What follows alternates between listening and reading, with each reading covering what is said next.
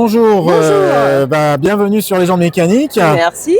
Alors, vous êtes Alors moi je suis Cécilia, je suis la vice-présidente du club Simca France et je suis également chargée des relations avec la presse pour l'ensemble du club. Très bien, écoutez, enchanté Enchantée également. Et donc, qu'est-ce que vous pouvez nous dire du club Simca France alors le club Simca France a été créé en 1981 par la rencontre de deux passionnés d'Aronde sur un parking de supermarché qui se sont dit pourquoi pas, allez, faisons un club. La marque commençait à décliner puisque la marque s'est terminée en 1986 et depuis nous essayons de faire revivre cette belle marque. Premier constructeur automobile privé à une époque, et qui a produit des modèles très très populaires comme la Ronde, comme la Simca 1000 ou comme la Simca 1100 qu'on a derrière nous dans une version un petit peu spéciale. Voilà, on va faire... Donc ça, c'est la Simca 1100. Hein. C'est la Simca 1100 TI, dans cette version-là, sportive. Et ce modèle court le rallye de Monte-Carlo depuis maintenant 2015. Depuis 2015, d'accord. Ah oui, c'est pas mal, effectivement. C'est sympa en tout cas. Donc, oui, alors j'ai une question. Donc en fait, par exemple, vous avez donc 900 adhérents, ça c'est clair. Voilà, à peu près, on a 900 adhérents, ça représente un parc à peu près de 2500 à 3000 véhicules. D'accord. Puisque certains en ont qu'une, mais d'autres en ont 20, 30, voire davantage. D'accord. On est sur toute la France et après on fonctionne avec des antennes en région, un petit peu partout sur toute la France. Des antennes locales qui sont chargées d'animer, de participer à des salons comme ici à Avignon Moteur Passion, comme le salon Époque Auto à Lyon, Rétromobile, Nîmes. Là, les prochains, ça va être Rennes, il va y avoir Rouen aussi au mois de septembre. Voilà, beaucoup de choses.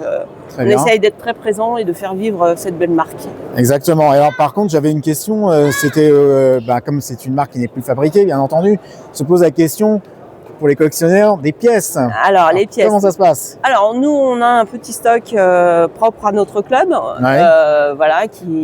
on réserve la vente à nos adhérents. Bien sûr. Par contre, on retrouve quand même beaucoup de choses, soit chez des marchands professionnels, soit chez des particuliers. Et on commence à avoir pas mal de petites refabrications en petites séries par des amateurs, notamment des gens du club, qui lance des petites séries. Actuellement, on a une série de pare-chocs pour P60 qui se refait en inox directement au Vietnam.